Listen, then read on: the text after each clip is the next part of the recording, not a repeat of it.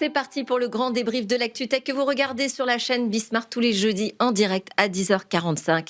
Et aujourd'hui, mes débriefeurs sont autour de la table déjà bien installés. Ils sont prêts au taquet pour réagir à toute l'actualité. Wafa Amal, bonjour, merci d'être avec nous. Bonjour. Vous êtes la CEO de Prism AI. Et puis Stéphane Roder, bonjour Stéphane, bonjour, le CEO d'AI Builders. Oui, on a des spécialistes en intelligence artificielle là avec nous. Ça tombe bien, ça fait partie vraiment de l'actualité. Et puis Maître Kellenek, Eric Le Kellenek, bienvenue, avocat associé chez Flichy Granger Avocat. Bonjour Delphine. Spécialiste également de l'IA. Alors, il n'est pas encore le soir, nous sommes le matin. Eric, n'est-ce pas? La journée ne fait que commencer. Voilà. Et au programme, on va parler de Vivatech. Je ne sais pas si vous avez déjà fait votre tour pour la première journée ou si vous vous y préparez. Et pareil, derrière votre écran, qu'en est-il? En tout cas, on va essayer de vous donner, nos premiers retours. On va aussi s'intéresser à ce déluge de réactions suite à la coupure de Fable 5 d'Anthropic. Et vous, comment avez-vous réagi? Et vous, chers débriefeurs, qu'est-ce que vous allez nous partager avec nous? En tout cas, on a une réaction du Premier ministre qui a fait des annonces. Alors, vous me direz aussi ce que vous en pensez. Mais d'abord, on va s'intéresser, puis si on a le temps aussi, mais je ne sais pas si on aura le temps, parce que ça va toujours très très vite dans ce débrief. J'aimerais bien qu'on dise un mot du premier data center sous-marin opérationnel en Chine, inauguré à Shanghai, avec un coût d'environ 225 millions de dollars. Il est alimenté par de l'éolien offshore. Voilà, ça mérite quand même de regarder si c'est l'avènement de quelque chose de nouveau. Mais je voulais qu'on commence avec le rôle de l'État comme acteur du numérique. Et pour lancer la discussion, je ne sais pas si nous sommes connectés, pour tout vous dire, avec Vivatech, avec Florian Delezaine. Apparemment, oui, super. Bonjour Florian. Bonjour. C'est parfait, vous nous entendez. Vous êtes le chef de l'opérateur de produits interministériels de la direction interministérielle du numérique, autrement dit la DINUM. Et cette année, vous êtes sur Vivatech qui fête ses 10 ans, mais il y a aussi France Connect qui fête ses 10 ans. France Connect très connue par l'ensemble des citoyens, je pense, puisque c'est une plateforme, un outil d'authentification largement déployé. Alors justement, quels sont d'ailleurs les chiffres de déploiement de France Connect? Quel est un peu le bilan que vous tirez de ces 10 années de France Connect? France Connect, c'est marrant, parce que j'étais là depuis le début. On se félicitait à l'époque d'avoir 26 000 connexions. Là, on en est à un demi-milliard. On a eu 500 millions de connexions sur les 12 derniers mois. Et il a été utilisé par plus de 45 millions de citoyens. Donc, c'est vraiment une progression fulgurante. C'est le plus gros produit qu'on a aujourd'hui à la direction interministérielle de numérique. D'accord. Et on opère Juste une question, votre micro, il est où? Parce qu'on vous entend vraiment très très mal. Désolé, c'est les AirPods, j'essaie de faire au mieux. Ok, alors on va essayer de continuer. Donc vous disiez 500 millions de connexions, donc ça c'est assez impressionnant. Quelles sont les prochaines étapes pour France Connect? Comment vous voyez la suite arriver? Parce que ça bouge beaucoup en matière d'identité numérique, notamment avec les projets de règlement. D'ailleurs, Maître Kellenek va sans doute en dire un mot autour de l'identité numérique. Comment va évoluer France Connect? On est en train de rédiger la stratégie pour les années à venir sur l'identité numérique. Nous, on espère beaucoup que le wallet va réussir à faire de l'interopérabilité entre les systèmes d'identification en Europe. On a encore beaucoup de systèmes qui sont cloisonnés dans les pays. On espère qu'il y a des usages transfrontaliers et puis même des services qui pourront être rendus de façon plus globale à l'échelle européenne. Et en France, on espère qu'on va avoir des niveaux de certification plus forts qui vont nous permettre de sécuriser nos services. Donc la question, quand vous dites on espère, c'est-à-dire on peut essayer de mettre des choses en place, on participe aux discussions. Qu'est-ce qui se passe autour en ce moment-là du wallet européen et ce règlement EIADS? Version 2, puisqu'il existe déjà une version 1, absolument. L'idée, c'est d'avoir des référentiels communs pour permettre précisément, et c'est en lien aussi d'ailleurs avec l'identité sur les plateformes pour les mineurs, d'avoir enfin des règles communes pour comment, en ligne, pouvoir authentifier des personnes. Alors, on laisse de côté la carte d'identité avec une puce. C'est des technologies effectivement obsolètes, mais il y a des réflexions effectivement au travers, notamment aussi de données biométriques pour renforcer la sécurité des accès, en complément bien sûr du RGPD et de tout ce qu'on a par ailleurs sur la sécurité informatique. Je pense à NIS2 en particulier et DORA dans le domaine bancaire. Mais alors, ça va arriver quand, ce nouveau règlement sur la version 2? sur l'identité numérique. On va être obligé d'y arriver là avant la fin de l'année, puisque typiquement, on a beaucoup d'échanges depuis de nombreuses années et il y a eu trop d'initiatives nationales, notamment en France, qui ont reçu les foudres de la Commission européenne. Donc, c'est une obligation de résultat. C'est maintenant ou jamais. D'accord.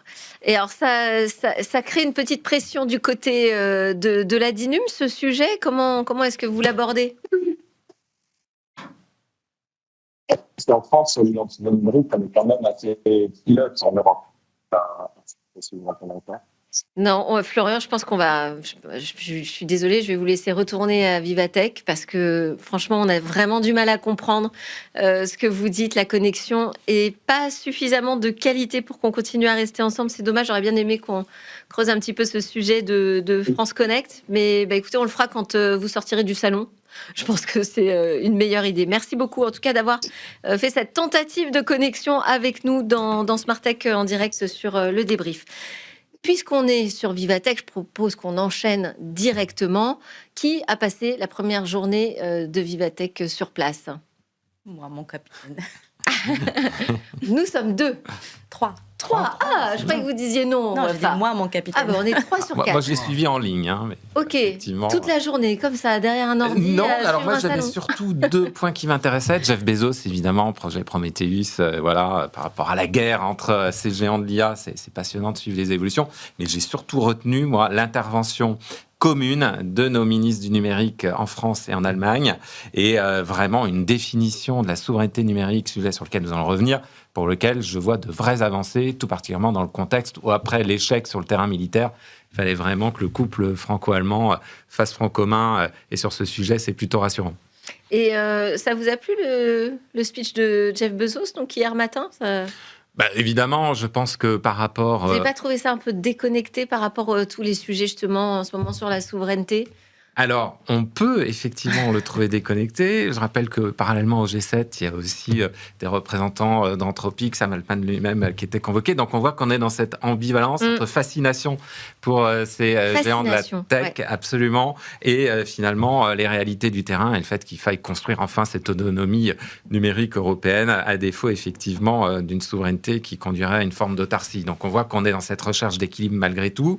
La technologie la plus avancée, les frontier models, il reste aux États-Unis. Et là, typiquement, sur le terrain, qu'est-ce qu'on fait ? On doit investir et on doit se mettre d'accord quand même sur des référentiels communs. Pour revenir à Jeff Bezos, concrètement, voilà, il a mis de l'eau dans son vin après les discours de remise des prix qui avaient fait l'objet de quelques petits scandales dans certaines universités américaines, notamment sur les transformations liées à l'emploi. On voit là concrètement qu'il rassure, il vient dire que l'IA est un outil parmi d'autres, mais ne remplacera pas les humains. Il s'agit juste de retrouver de nouveaux leviers de croissance. Tout le monde s'aligne, à défaut de faire un jeu de mots avec l'alignement dans l'intelligence artificielle, mais tout le monde s'aligne sur les discours aux États-Unis, j'ai l'impression, sur la question de l'emploi. Alors, ils sont tous catastrophistes, puis d'un seul coup, ils sont tous d'accord pour dire finalement non. Qu'est-ce que vous avez pensé, vous, de cette intervention, si vous l'avez suivie hier matin, Wafa ? Alors pour ma part, j'ai pas pu la suivre parce que j'étais occupée sur notre stand. C'est pour ça que j'ai une voix un peu cassée. Mais en tout cas, ce que je peux vous dire par rapport à Vivatech, c'est que pour moi, c'était la preuve concrète que le marché bouge, j'ai mélangé anglais et français, désolé, bouge sur la question de l'IA, de l'intelligence artificielle. Là où l'année dernière, il y avait beaucoup de découvertes, il y avait beaucoup de questionnements sur quelles sont l'époque, quelles sont les nouvelles innovations qu'on peut suivre concrètement, qu'est-ce que ça pourrait changer. Aujourd'hui, les questions qui arrivent, c'est comment passer à l'échelle, comment industrialiser. Donc l'IA n'est plus juste un sujet d'innovation, c'est vraiment un sujet qui devient au cœur des systèmes, qui vient changer des processus métiers, qui vient s'intégrer au système d'information. Et du coup, ça amène des questions sur comment je fais pour être sûr que c'est une IA fiable, comment je fais pour m'assurer que c'est sécurisé, comment je suis mes coûts, comment est-ce que... Vous avez trouvé qu'il y avait plus de maturité sur ce sujet cette année sur Vivatech. Stéphane, votre Vivatech. Moi, un Vivatech un peu paradoxal, où la veille, on me dit tu n'auras pas accès à des technologies américaines, et j'arrive au Vivatech où je ne vois que des technologies américaines. Et donc, je me dis, mais en fait, c'est pas pour moi. Et si tout ce qui est américain ne sera plus accessible, finalement, est-ce qu'on n'a pas raté ce virage ? Est-ce que cette construction de la filière que nous appelions de nos voeux depuis, je vous rappelle, 2018, où je l'avais écrit au sein de la Fondation Jean Jaurès, eh bien, on se retrouve aujourd'hui un peu le bec dans l'eau avec une filière qui n'existe pas, des entreprises qui ont compris qu'il fallait prendre le virage de la transformation. On le voit très clairement à Vivatech. Elles sont tous en train de l'exprimer d'une manière ou d'une autre. Ouais, ce que je disais au FA, ça y est. Donc voilà, on sait une filière du soft qui est en train de se mettre en place. Mais par contre, il nous reste rien, en fait, en termes d'infrastructure. C'est-à-dire qu'on n'a pas les processeurs, on n'a pas les data centers, on n'a pas le cloud, et on n'a pas les modèles, parce qu'on s'aperçoit que finalement, Mistral, aussi bon soit-il, malheureusement, n'ont pas été assez financés, et nous n'avons qu'un seul Mistral, alors qu'en face de nous, on a des OpenAI, on a des Anthropic, même ne serait-ce que Ollama. Parce qu'aujourd'hui, en fait, tout le monde dit, OK, retournons-nous vers l'open source. Ouais. Hein. Et aujourd'hui, les meilleurs softs pour utiliser des modèles open source sont américains. On n'a même pas ça. Donc, en fait, américains ou chinois? Je sais pas. Non. Ollama, c'est ce qui permet de faire tourner. Oui, non, mais je veux dire, aujourd'hui, il y a des modèles chinois aussi qui sont d'excellente qualité. C'est sûr que ça vous l'apporte au modèle chinois, à DeepSeek, à Queen, et on va se retrouver dans un étau, en fait. On est en train de faire... Mais vous êtes un peu sévère quand même, Stéphane, quand vous dites on n'a rien du tout. Bon, les data centers, on a quand même une filière de data centers en France. Et qui pousse en termes de lobbying auprès du gouvernement, qui est entendu. Il y a des mesures qui sont prises en faveur de l'installation plus rapide, de la simplification de l'installation des data centers. Et puis, on vient nous chercher aussi pour notre énergie décarbonée. Donc, nos data centers sont bankable, on va dire. Qu'est-ce qu'il y a d'autre? Je sais pas, moi, quand je suis rentrée sur Vivatech, j'ai vu OVH Cloud, Scaleway, passer des deals. Bon, il y a quand même... Ça bouge quand même en France autour de l'IA. Oui, mais l'offre de cloud est très light, trop light, beaucoup trop light. L'offre de modèle est beaucoup trop light. On ne peut pas se permettre d'avoir un seul provider. On ne peut pas se permettre d'avoir un provider qui est financé que par une banque. Il y a une banque française qui investit uniquement dans Mistral. C'est un scandale. C'est purement scandaleux. Donc en fait, soit on se donne les moyens, et l'État n'a pas joué son rôle, n'a pas compris que l'IA est une infrastructure au global, que ce soit sur la partie chipset, jusqu'à... Il y a un chipset, il y a Cyper, par exemple. Ouais. Qui produit de la technologie pour faire des microprocesseurs, pour le calcul haute performance. Okay. Ils ont reçu 1 milliard de financement, 2 milliards, 3 milliards. Non mais c'est ça aujourd'hui l'enjeu. On est en train de vivre exactement ce qu'on a vécu sur les voitures électriques. On voit le train passer doucement. Sûrement, voilà. Effectivement, si vous comparez avec les trilliards d'IPO chez Google et effectivement Starlink... C'est dur. Voilà, c'est très très dur, mais je pense que moi, je serais beaucoup plus optimiste où cultivons notre jardin, certes avec des acteurs plus petits et plus modestes, mais qui permettent d'avoir des vraies alternatives le moment venu. Vous faites quoi sans Fable 5 ? Alors, on passe on y va. On passe au sujet. Fable 5, d'Anthropic, dont on nous a annoncé que c'était fini, on n'allait plus pouvoir y avoir accès. Moi, ce qui m'a frappé, j'ai titré là-dessus sur le déluge de réactions, c'est des réactions de toute la classe politique, mais vraiment généralisée, qui se scandalise que d'un seul coup, on nous coupe l'accès à un produit qui, je ne sais pas s'il l'utilisait avant, déjà, et pourquoi d'un seul coup se dire « Ah, mais en fait, on en a absolument besoin ». Tout à fait. Oui, mais de la part de certaines personnalités, moi, ça m'a étonnée, finalement. Je pense que la question n'est pas question de dire j'en ai absolument besoin. C'est la peur que ça réveille derrière, parce que ça rejoint la question de Stéphane, de se dire aujourd'hui on a trop de dépendance par rapport à des technologies non européennes et donc américaines, et que cette coupure risque d'arriver par ailleurs. C'est quelque chose qu'on a déjà vécu sur le cloud. Rappelez-vous, quand on est passé du jour au lendemain avec le Covid sur du temps de tout le monde en télétravail, il y a eu des coupures, des problématiques de bande passante pour servir l'Europe parce qu'on était complètement dépendant sur la partie collaborative, des outils collaboratifs vis-à-vis de ces fournisseurs. Aujourd'hui, cette peur est encore plus persistante parce qu'on devient dépendant de l'intelligence artificielle. Ce que je disais au début, c'est qu'il n'est plus temps de parler d'innovation ou de tester. Aujourd'hui, l'IA générative rentre dans les process. Et donc, nous, c'est là où... mais on peut peut-être en profiter justement en se disant, OK, on n'aura peut-être pas Fable 5, mais faisons autre chose. Exactement. Et c'est là où nous, notre définition de la souveraineté, c'est la liberté de choix. C'est cette capacité de jouer entre différents modèles et de basculer d'un modèle à l'autre, de basculer d'un cloud à l'autre. On a chez Prismae, on a dans notre ADN l'habitude d'essayer de faire beaucoup de choses avec très peu de moyens.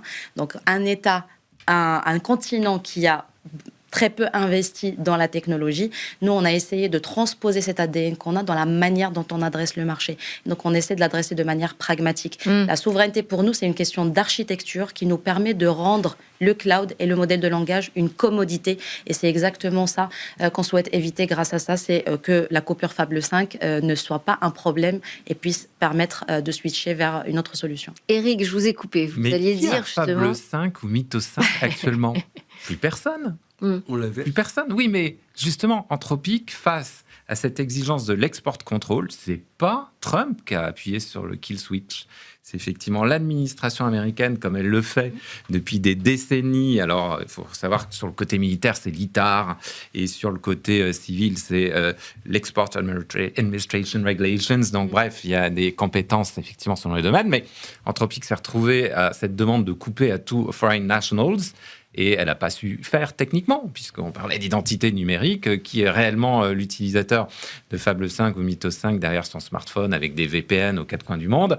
On voit bien que ça ne fonctionne pas. Est-ce qu'elle n'a pas su faire techniquement de couper l'accès à tous les étrangers, y compris ceux qui sont sur le sol américain, ou est-ce qu'elle n'a pas voulu le faire? Ça, je ne sais pas, je pose la question.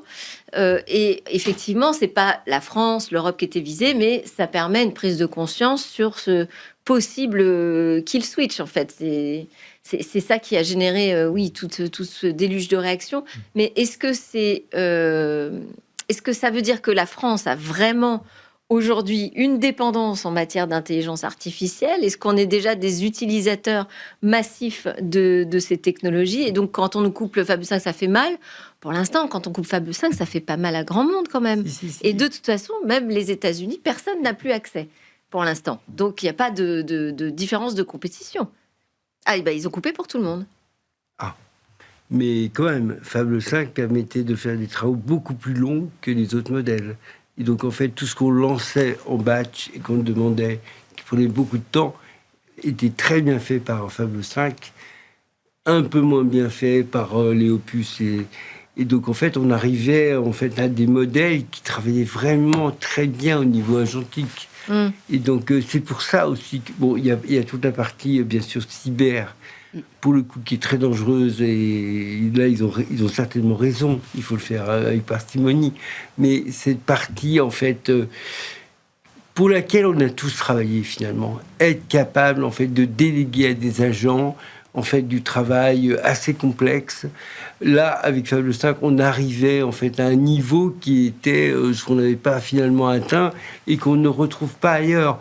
Même des Queen 3.6 qui sont très, très bons n'arrivent pas à ce niveau-là. Donc... Alors, le président de la République aussi s'est exprimé même sur ce sujet à l'occasion du G7. Et il dit, la bonne chose, c'est que finalement, on prend conscience des dangers aussi de ces outils. Et donc, on fait un peu attention, une sorte de principe de précaution qui s'installe. Bon, ça, c'est pas les mots du président, ce sont les miens. Voilà, parce qu'il y a aussi tout ce débat en Europe sur la sécurité de l'intelligence artificielle. Est-ce qu'on doit créer une industrie autour de la sécurité de l'intelligence artificielle? Peut-être qu'on est les mieux placés même pour le faire aujourd'hui en Europe.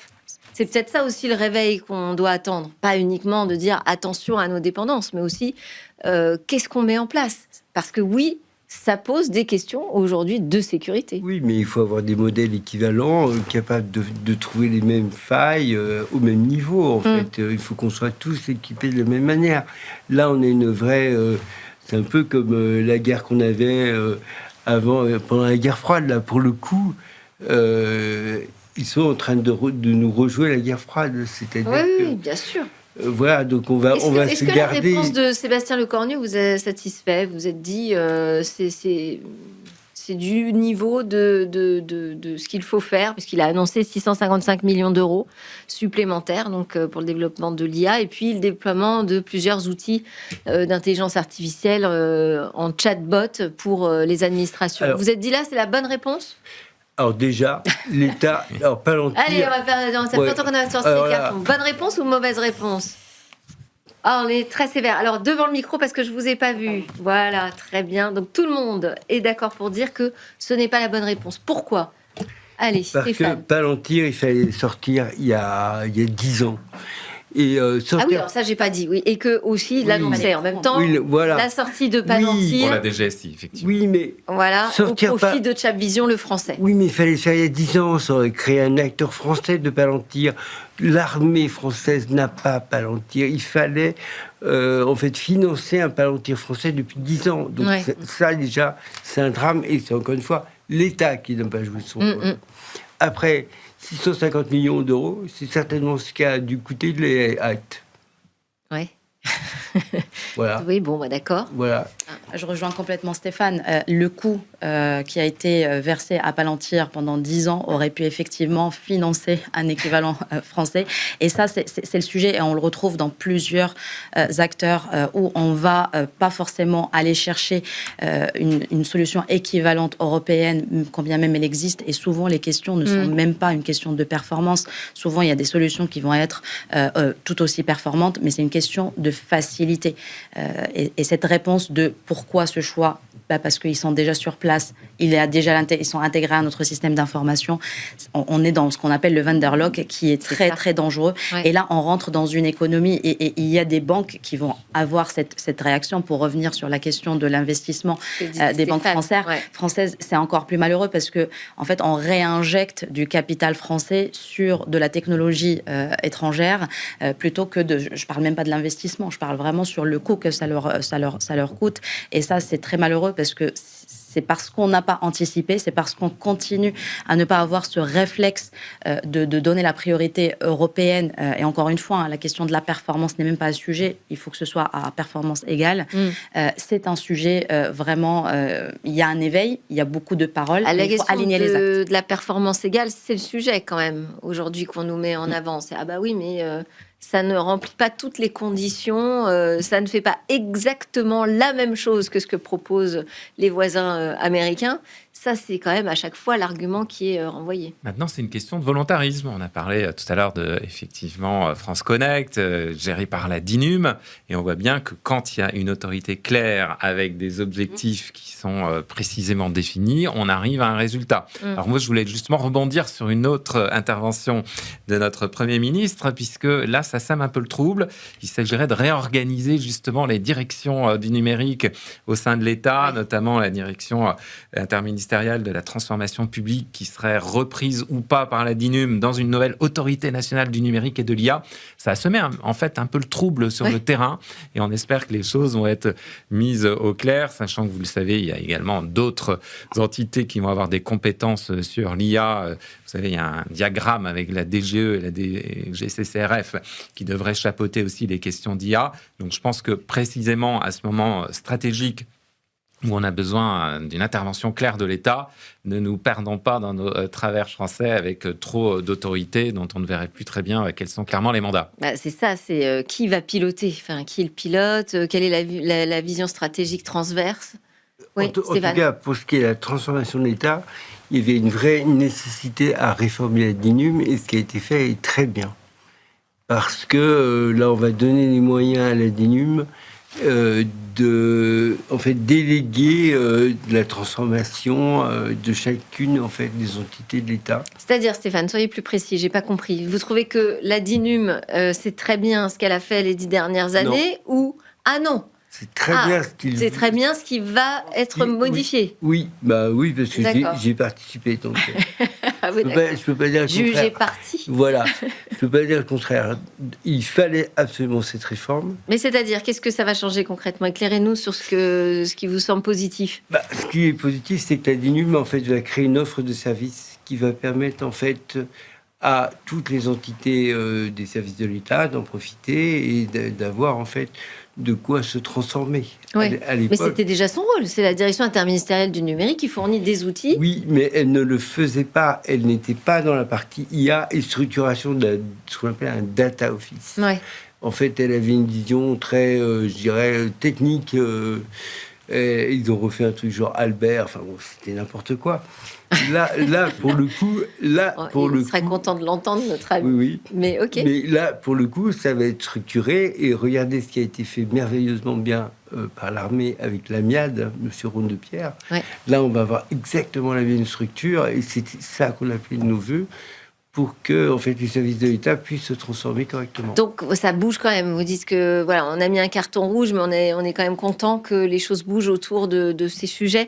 Je voulais qu'on termine très rapidement sur avènement ou non des data centers sous-marins. Je voulais entendre comprendre un peu votre analyse sur ce sujet, puisque la Chine a inauguré à Shanghai le premier data center sous-marin au monde alimenté par éolien offshore. Est-ce que vous dites c'est l'avenir? Évidemment, il fallait le faire. Bon, jusqu'ici, on s'était cassé les dents sur les problèmes techniques, mais visiblement, c'est faisable maintenant. Ça fonctionne. Entre des data centers sur la Lune et des data centers dans les océans, c'est plus rapide sous la mer, visiblement. Je pense qu'effectivement, c'est quand même plus réaliste. Enfin, moi, je viens d'une région où, effectivement, on a des usines marémotrices. Donc, si on a parlé de l'éolien également, ça peut permettre à la fois d'avoir une source d'énergie et en même temps, concrètement, refroidir efficacement sans trop réchauffer quand même les océans. Pourquoi pas alors, je ne sais pas si on va voter. Oui, moi, on ça peut serait voter. plutôt carton vert. Ah ouais. Moi, je suis rouge parce que, en fait, je sais pas jusqu'où on va aller mettre des data centers, quoi. C'est juste une question que je me pose. Hein. Ah, très partagés tous les deux. Alors, dites-nous pourquoi vous êtes partagés. Parce que il nous faut de la data center. Parce que sans data center, toutes les ambitions qu'on est en train d'annoncer, je parle en général, je dis pas que il faut que ce soit la Chine qui le fasse, mais de manière générale. Il nous en faut. Et on sait que c'est un véritable sujet. Il y a eu des annonces au niveau de la France par rapport à ce sujet-là dernièrement, et c'est très bien. Maintenant, je suis partagée parce que justement, comme vous, où est-ce qu'on va aller parce qu'il y a d'autres dispositions, ça va refroidir les océans, mais quel est l'impact réchauffer. Ça va refroidir le data center. Ça va refroidir le data center, mais ça va réchauffer exactement. Et du coup, quel est l'impact finalement sur notre planète? Parce que on ne peut pas ne pas se poser cette question-là. Stéphane? Moi, je pense qu'il faut aussi aller chercher des modèles plus petits et plus spécialisés. Oui. Parce que là, on a dimensionné en fait des data centers pour des modèles génériques qui font tout et qui font rien. Ouais. La suite, quand même, avec cette décomposition qu'amènent les agents, en fait, cette décomposition du raisonnement, on va avoir la capacité d'attribuer chacune des tâches à un modèle spécifique, taillé sur mesure. Et donc, revoyons un peu nos modèles avant d'immerger tous nos data centers au fond de la mer. Et c'est ça, investissons au bon endroit. Merci beaucoup à tous les trois. Wafa Amal de Prism AI, Éric Lequelenec de Flichy Granger, avocat, et Stéphane Roder d'EA Builders. Merci à vous de nous suivre. C'était le grand débrief de l'ActuTech sur Bismart tous les jeudis à 10h45. Donc rendez-vous la semaine prochaine et puis lundi déjà pour de nouvelles discussions sur la tech.